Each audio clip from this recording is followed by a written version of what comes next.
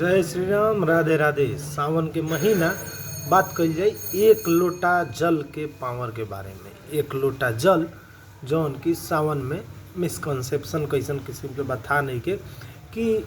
चोरी करे वाला, चकारी करे वाला, लूट करे वाला, गरीब के लूट के खाए वाला, गरीब के हक मार दे वाला, दूसरा के रिजर्वेशन छीन ले वाला, अपने आप के कोटा में परा दे वाला, इनफैक्ट गलत से गलत काम आ जे सही काम कर रहल बा। आजकल के देखल जाला जैसे पत्रकार जेकरा लगे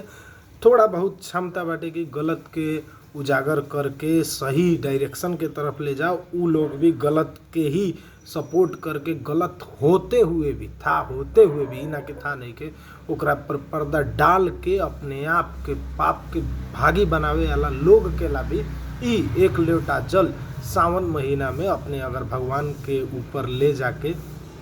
समर्पित करें तब भगवान यानी कि अपन महादेव जी तोहर सारा कर्म कांड के पेड़ पुरानका आषाढ़ मसान तक लेके सब चीज के हिसाब हिना मिना हो गल। नाउ दिस पर्सन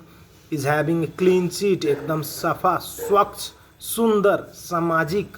हो जाई उ आदमी कह के ऐसा किस्म के सर्टिफिकेशन मिलेला एक लोटा जल अपन महादेव पर डालला के वजह से। ऐसा किस्म के ही लगता है तब भगवान अपने आप के जरूर सुनस, अपने आप के मात्र अपने लोग के ना जौन ऐसा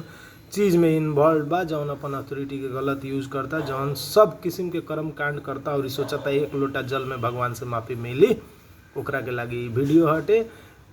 जय श्री राम, राधे राधे, हर हर महादेव।